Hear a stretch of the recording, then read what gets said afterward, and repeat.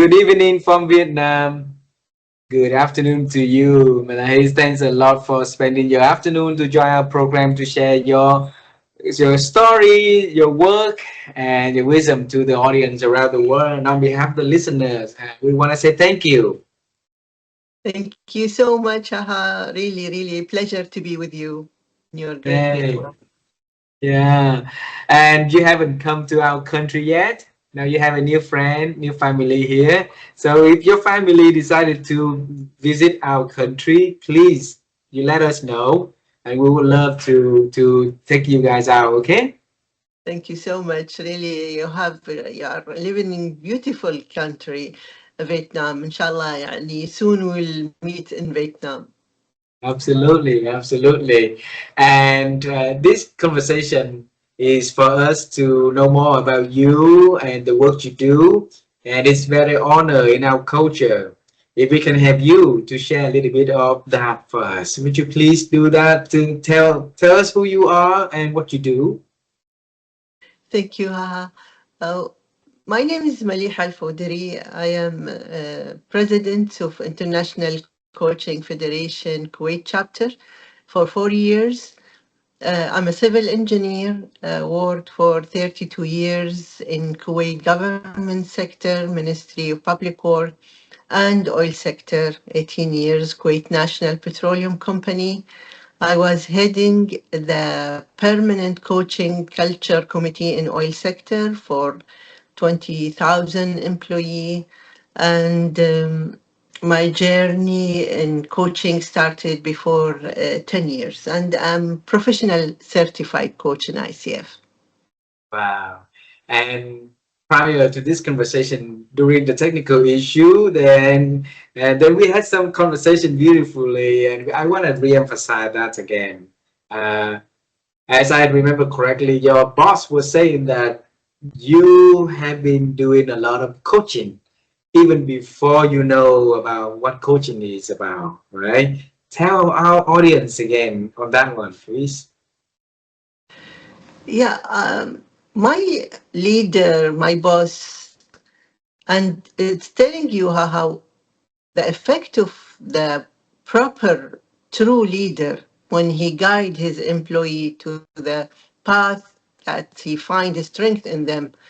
And he said, Maliha, why don't you study coaching? I said, what is coaching? He said, what you are doing, I see employee coming to your office sitting and you hear them and they go out from your office happy. So what you are doing is coaching. There is certification for it. And they always say coaching is like a moving sand. Once you go there, you cannot take yourself out of it. You love it. I really fall in love in coaching. That is a human factor of it, of supporting people. And studying in the International Coaching Federation was the, say, professional frame of practicing coaching with these competencies and ethical guidelines. So really, my boss, he find my way in life. So, what make you do that works? Of opening your door, of inviting people to come to see you, of helping them uh, to listen to them, to help them with their problems, and to guide them so that they will be able to learn and grow in their life. What makes you do that? I think it is seeds embedded in human being to support other human being. Like it is in our culture, um, we are evaluated through the serving of humanity. At one line in Quran, you are good at serving others. You will not take until you give. I created you groups to know each other.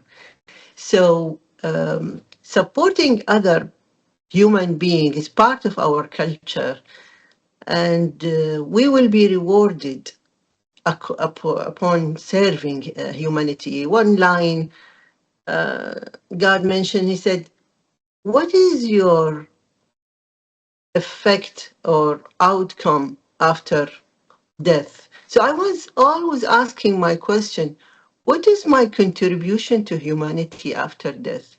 Well, God will ask me in the eternity life for that. What will be my answer? And I find my answer in serving humanity through coaching, coaching them without knowing that what I'm doing is coaching. So um, I would say coaching chose me. I didn't choose coaching. That's the purpose of my life, support others. All right. So you said coaching chose you. Explain more for us on that. The frame of word in coaching and the accreditation is all around the world through big organizations like International Coaching Federation or European Mentoring and Coaching Council or other entity for coaching. It is established before 30 years ago, but in our culture, in Holy Quran, it is established before 1,400 years. That is, we will be rewarding according to serving humanity. So what we are giving, how we are supporting, how we are helping, how we are listening, how we are giving, how much we. So this is part of our life. This is part of our judgment in the day of judgment. So it's compatible with the coaching competencies and ethical guidelines. Maliha, where earlier you say that you found your answer, right? On that day, you found your answer. And I think that we want people to find the answer in their lives of what they could do, what they could contribute bigger than just themselves, to the community, to other people, to society. So when you said you found it, you know, what exactly is finding it? You found it. I found it because it is a frame that's supporting all over the world in any place of the world. See, Hmm. haha, we are meeting, you are in Vietnam, I'm in Kuwait. Opposite in the earth. So coaching connected us. There Yeah. is like more than 60,000 coaches around the globe serving humanity. That is really a connection. That is what coaching is doing. Sorry. So the idea is we can serve through coaching anywhere, any person on this earth, around the earth. With thanks to the technology, we are meeting in different even time zones, in different places. So when I say I find it not only for Kuwait. I found it globally. I find it human connection with anyone. That's thanks for the common language, thanks for the technology, thanks for the knowledge. I think also it is a gift from God. He chooses us, not we chooses to serve. That there's one line in Quran. How can I thank you, God? And thanking you is a bliss that needs thanking. you know, It's a blessed that you need know. thinking. Yeah. Yes, yeah. Giving me the ability to thank you is a blessing because not everybody is thanking God. so, so really, really, it is a human factor. And what I want to mention, haha, in the social media, what they are marketing, how to make money, how to become a millionaire, how to become how to own this house, how to own this car, how to travel around the world, how to eat well, it's all material things, not a human factor. It's only serving the body, not serving the soul.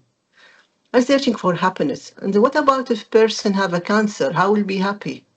This idea of tracing or going after materialized things it will be through coaching to change this mindset, to think about a human being, to serve humanity, to help a person that he does not have money even for coaching session. sometimes. So I find it. Wow, wow.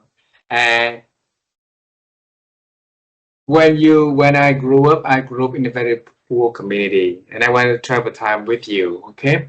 And in my hometown, was that's stating with bombs, with wars that happened in my country during the war times for so long. So my small city, which is already small and poor, got poorer. And then so my parents came in from two poor family, get married, gave us to me and my sister. So we grew up very poor. And one night we had electricity. The next night we did not have electricity at all. So my early dream about what I want to do in life is, I still remember vividly that at night when the moon showed up, then I could see things around, and I wanted to go to the moon so bad. So my first dream of what I want to become is was to become an astronaut so that I can fly there. But life took me to very different directions, and one lead to the next, one lead to the next, and I'm doing some different, different, except that during the journey of interviewing people like we are doing today, I've been able to interview a lot of astronauts, and out of that, I interviewed one gentleman. And there's only 12 men ever walk on the moon. So he's the youngest out of the 12. So bring back to your story. What, like when you grow up, what was your first dream about how Maleha will, show up, and what works that she is going to do for the world? When I was 8 years, my father died of cancer. When I asked why you Sorry. didn't give him, yeah, my father died of, he was a cancer patient, and when I asked why you didn't give him a medicine, and the family said there is no medicine for cancer. And I dedicated myself to study more and be a doctor and find a medicine for cancer and relieve humanity from this. So he also take father-in-law and my father and closest people around me. So when I was in high school, I got 91.3, and to be able to go for medicine college, it is 91.5. That 0.2% that destroyed my dream. And I studied engineering. But through the journey of coaching, I read a book that I find myself like light bulb coaching No. cancer patient. And I find that we can cure the souls of cancer patient and make this journey, yani, painful journey, much less painful. That's the way of serving humanity also, and serving cancer patients through coaching them in this difficult time. So my purpose in life to be a doctor, cancer, yeah, finding medicine for cancer, and I find myself, sometimes God put us in different way, like you want to be an instrument and you want to be in the moon. But believe me, I'm sure, haha, when you coach someone and you find his happiness and you guide him and you with him through his journey, I think your feeling is better than being in the moon. I think.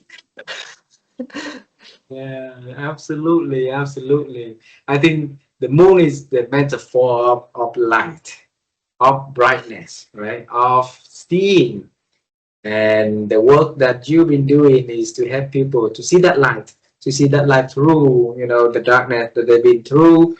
And earlier you mentioned about world materialistics, right? So a lot of things in the world right now is making us blindly to see life, to chase things that not healthy for us or not something that we would want to have. Or maybe I want to hear from you, from your world. Why why are we falling into that trap of wanting more of something that actually might cause harms to us more than help? No, during this journey, in life journey with coaching, with engineering, working, people search for happiness. And they think, some people, they think that happiness is by having more, traveling, eating, big house, money, many material things. But happiness different than contentment. Contentment works in dark times, work in hard times, because even if we don't know the reason behind what's happening for us, we have support from God that this is a tough journey. If we have patience, we will be rewarded. This life is not eternity life. In our culture, this life is the test life. So test life, you are not rewarded for it now. You're rewarded in that eternity life. Like, for example, you are telling a student in the exam room, or the student is telling the teacher, what is my grade? And she will tell him, finish the exam first. Then I'll tell you what's your grade. We are wanting we want the grade now. We're not supposed to, in this life, to have the grades. I mean, I want to the fulfillment of happiness and fulfillment of everything rewarded. No, we will be tested. This is a line in Holy Quran. In this life, you will be tested. It's like a goal. You will touch fire to be molded to better person. How much patient you are. How much, and it is very boring to have everything in life. Most of the, I'll say, scientists, most of the creative persons, most of the persons serving humanity come from not rich environment. These, when you call it, I came from poor environment. When you say we come from poor environment, we wasn't poor. We wasn't poor. If we measure by the ethical, we measure by human factor, if you measure by connection, if you measure by happiness, if you measure by positivity, we wasn't poor. We were very rich. If you measure it by material, maybe we don't have that much money. So having this eager for having money, having more material is not a smart thing to do, because we will leave them in the grave. Don't waste your time making something you will leave them in the grave. Make something that you will take with you to the grave, which is good work, which is connections, which is helping people, which is good, being a good person. That's my philosophy in life. Don't waste your time searching for material things you will leave on this earth. How did you come up with that beautiful philosophy of living?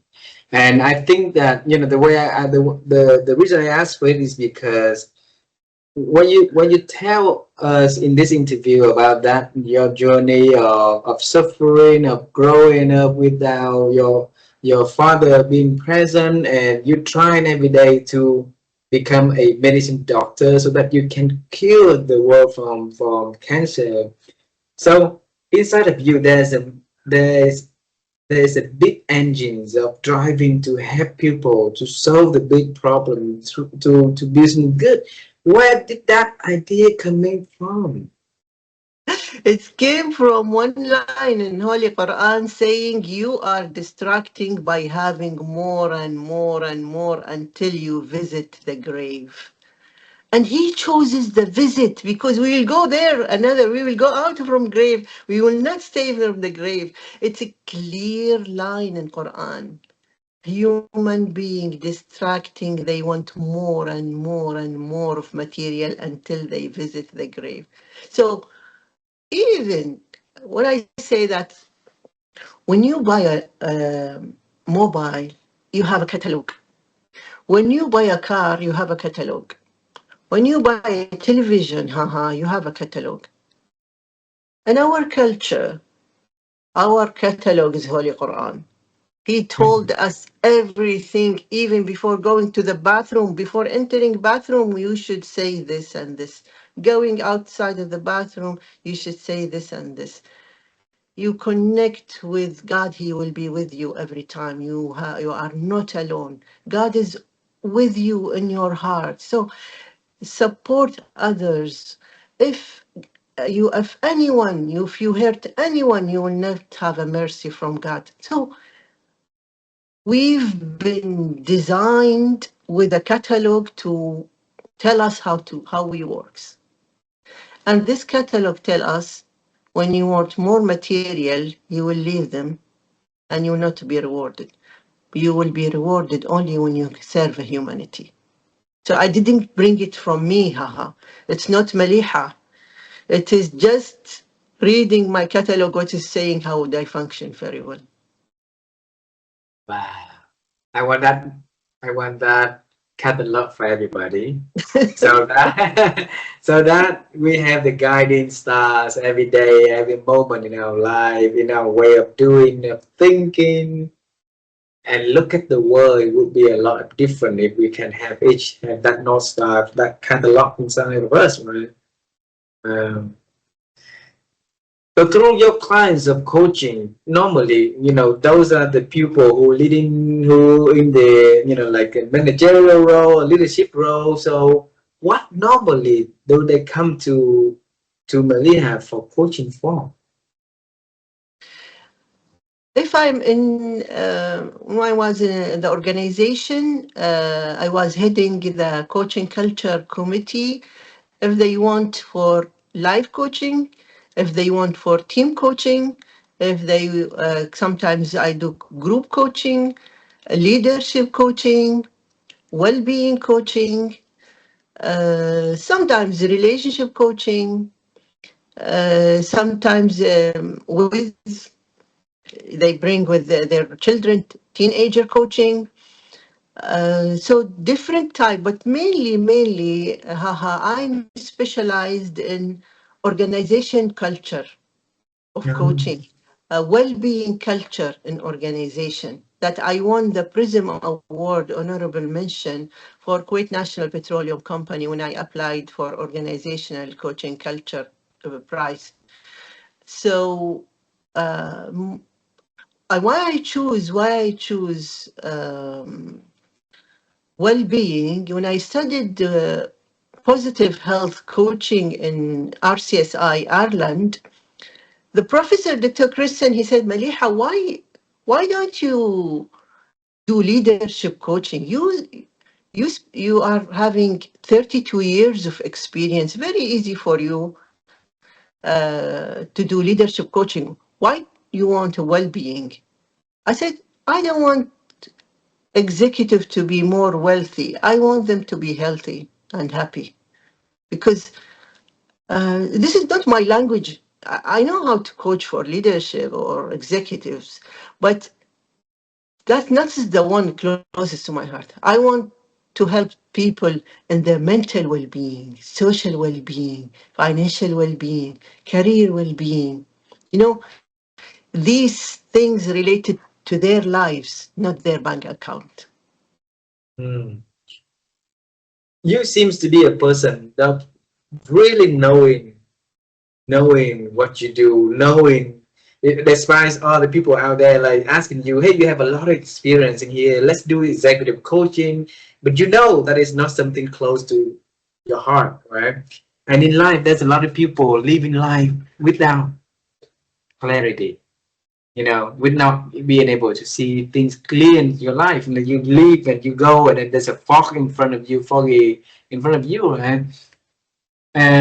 So teach us, how could you remove the fogs, the clouds, so that you can see things clearly from your mind, your heart, your soul, your body?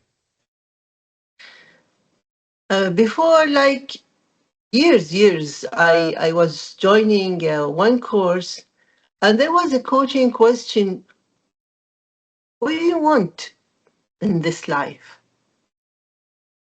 You know what was my answer?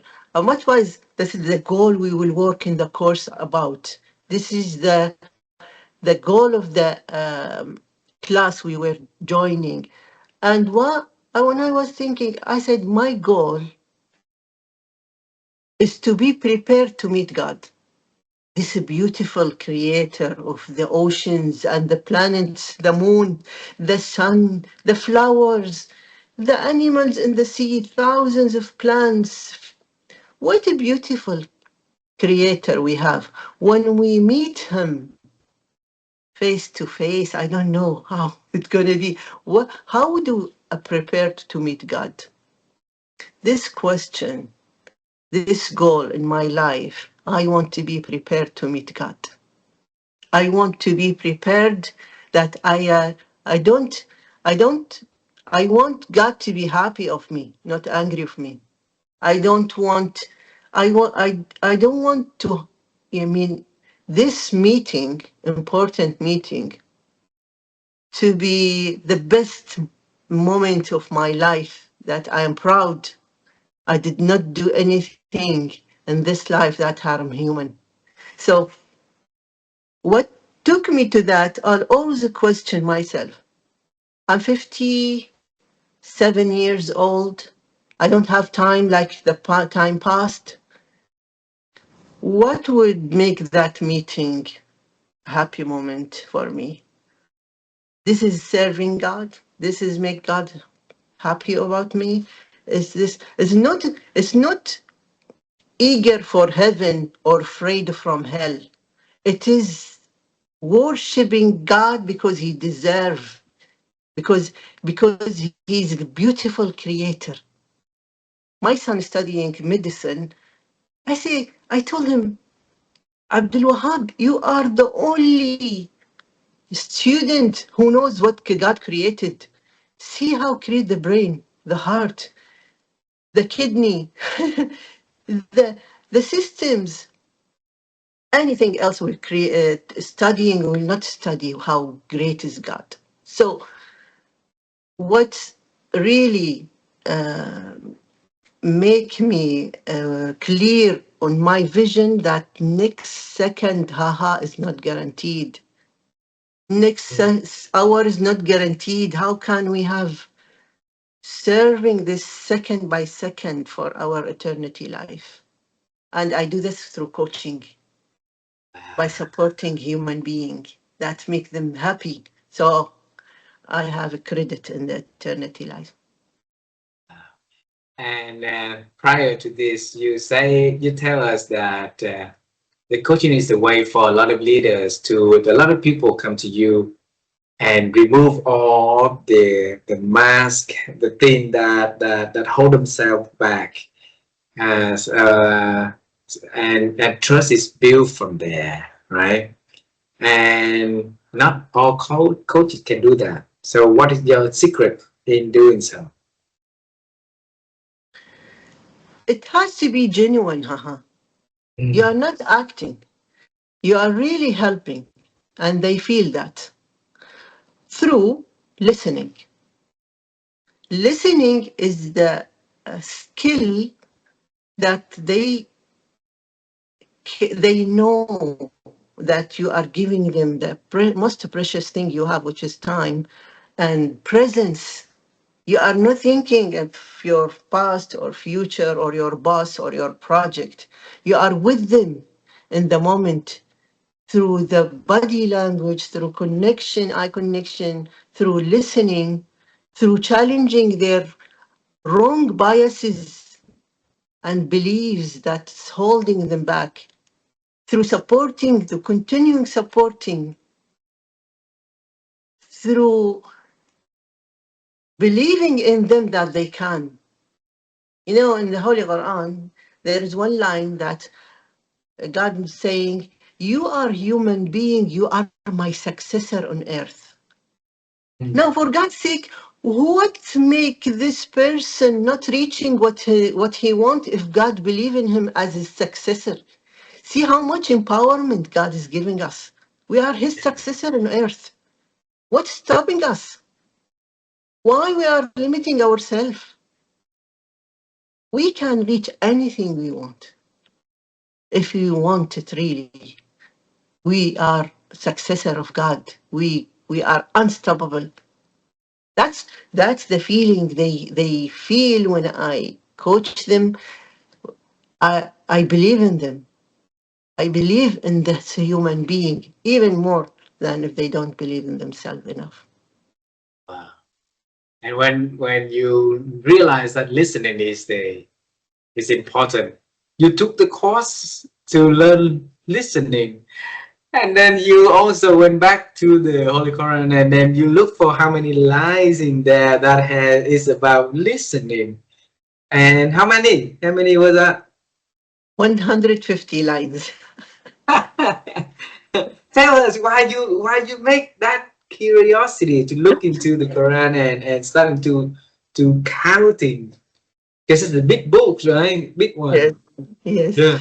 Yeah, I studied advanced positive psychology, Dr. Robert Biswas-Diener and Dr. Christian. And at that time, last year, they published a radical listening book. And they made also another course. I joined that course also. Then I said, God mentioned in Quran in the first page, I have not missed a thing in this book. So, did he mention listening? How many time mention listening? Then I search in the internet, word by word, listening and deep listening. There's two lines in Arabic: insat واستماع, listening and deep listening. So I was really, really يعني, proud and shocked. God told us 150 times to listen. Why don't we listen? So, so really, I was really curious to know that. You mentioned the word. You asked yourself, and then you was curious. Okay, so in the word curiosity, people know curiosity is important, right? But not a lot of us are curious, and we let life carry us. We do things without asking, and we follow without imagine. So, where did you have the curiosity? Where's it coming from inside of you? You know, when we were children, the most curious. Yeah, I mean, when they are children, they want to know more. They don't have a judgment. They are eager for learning. So when we grow up, we give up curiosity.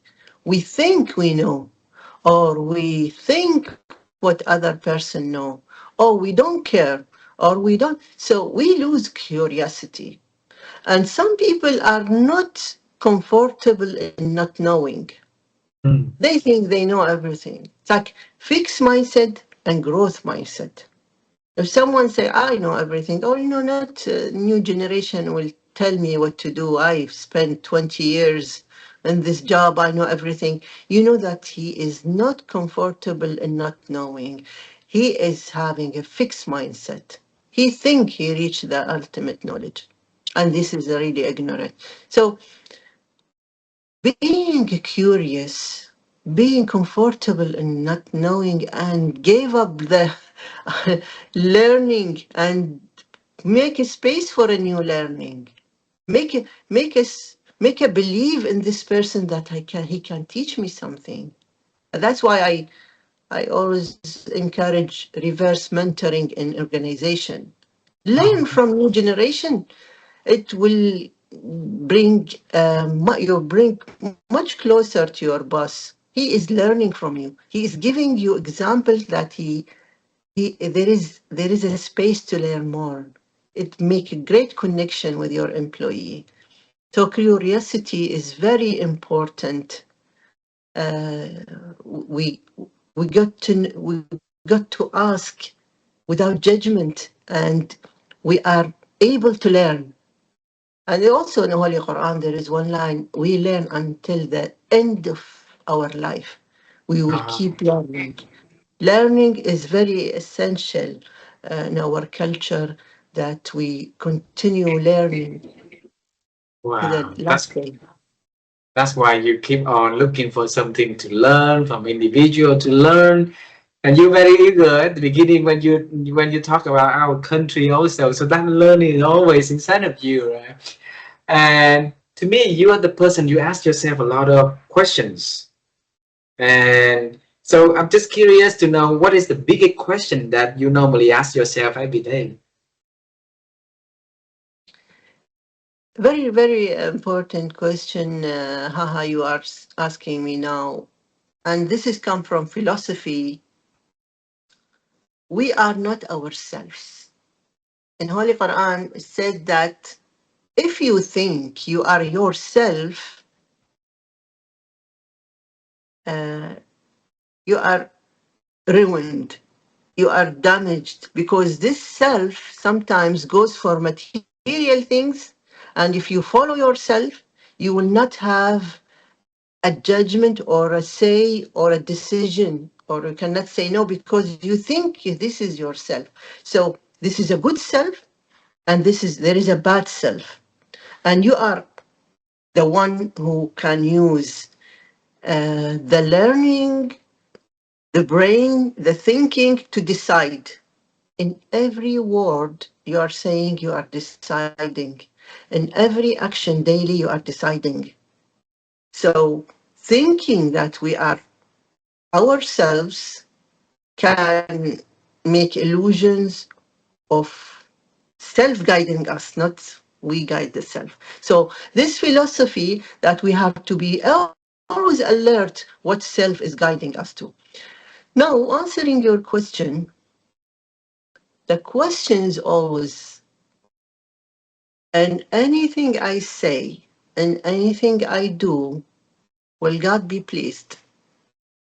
Wow, wow. If the answer is yes, the doing is easy, right? Yes, we're happy. Sometimes, and haha, sometimes it is difficult because sometimes God put you in a crossroads.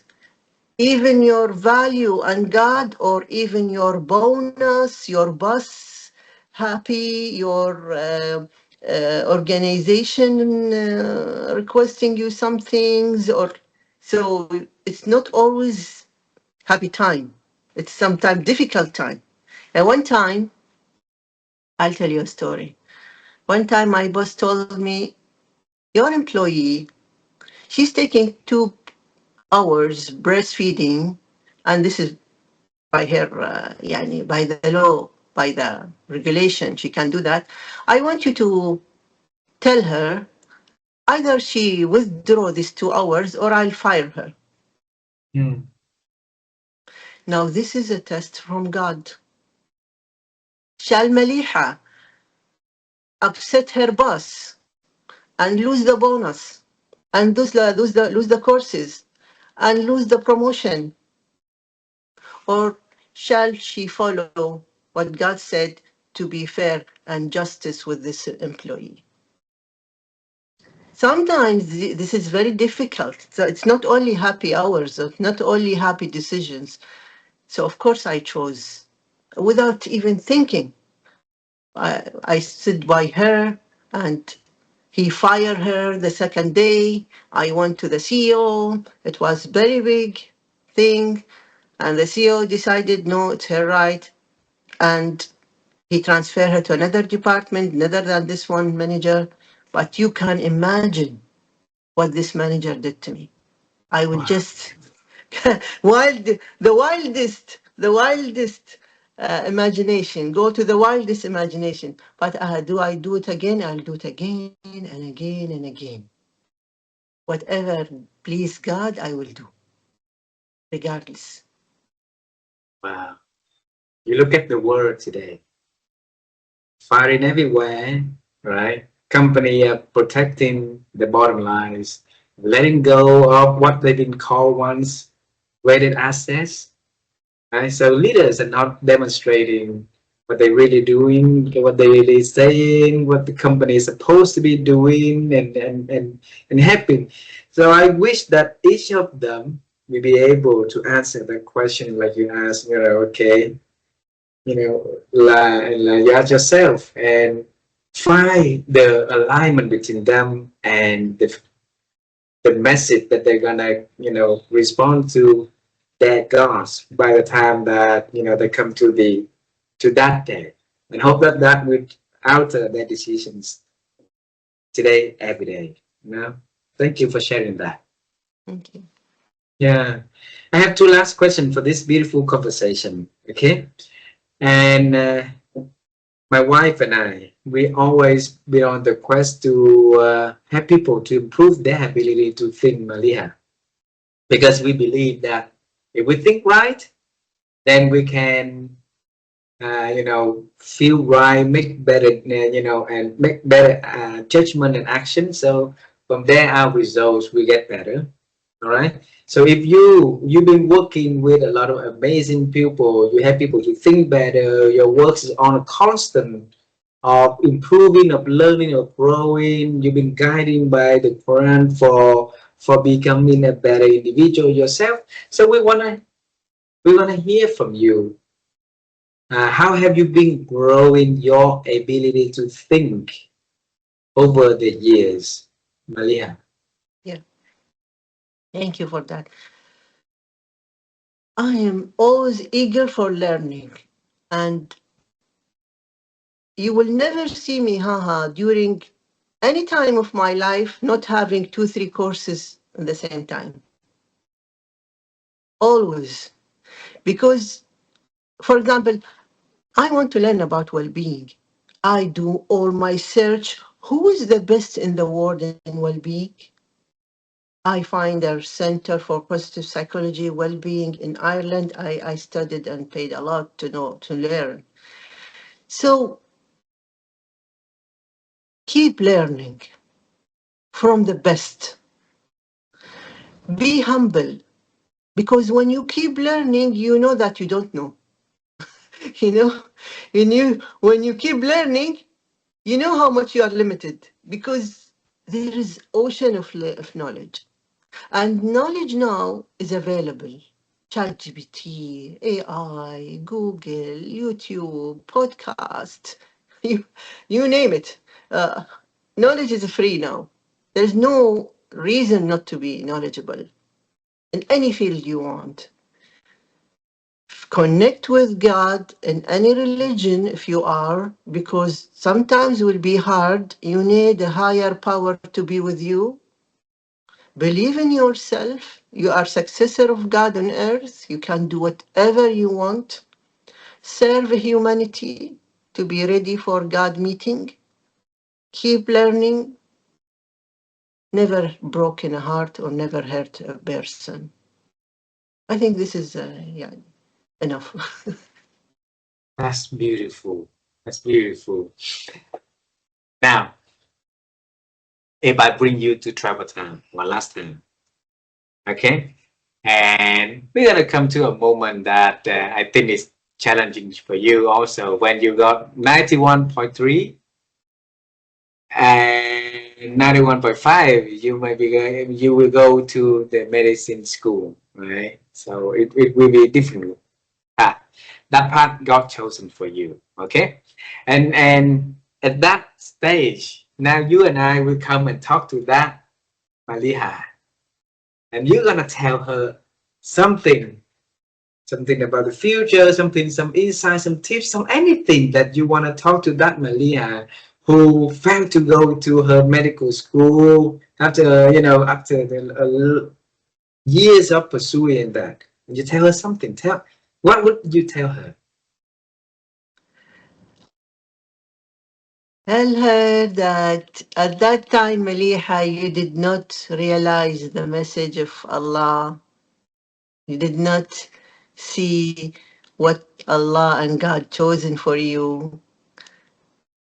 And now, after 57 years, I tell you, Maliha, you did not hurt a person in your life, not single time. and you supported a human being in any way you can serve. And I thank God for this gift. And without Him blessing me, I wouldn't reach that, because there is one line in Quran said, God will bring people in heaven when He loves them and they love Him. So He started with His love.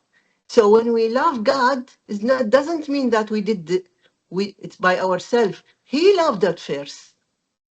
You know, that was amazing insight when I read this line in the Quran. When you love God, that means that He loves you first. So, Alhamdulillah, thank you, God. I really thank God for everything He gave me, for every client I coached, for every opportunity to serve humanity. I'm ready to meet God anytime. I'm happy that that was my mission in life, and we have a beautiful Creator. And thank you, Haha, for the great, really from heart to heart, this meeting. First time I talk about myself. I always coach, or in conferences I do some speech, but this meeting is it's from heart to heart, really. Thank you very much. And I think God also, your God and our God also, for arranging us for this opportunity. Without them, we're not going to be able to meet each other for sure. And and for us to bring our project to Kuwait, for us to be able to extend our knowledge and have to spread the wisdom from your country, from your people, from your God, to more into the world. I think, like you say, if we can do something until that day that we face our Creator, we will be proud to tell our Creator of what we've been doing, and I hope that He will be happy with what I do also. Okay, so so thank you so much for spending your afternoon to share your journey with me. And I think that we have a lot of emotional stage in this conversation. And I promised you before that we will have a good conversation. Uh, hope that I deliver what I promised to you. And tell your family we say hello, please. Okay. Inshallah, thank you. And say hi to Vivian. Yes, absolutely, absolutely. I will do so. Okay. And let's keep in touch. There will be more things that we could do together for sure. Okay. Thank you so much. Thank you.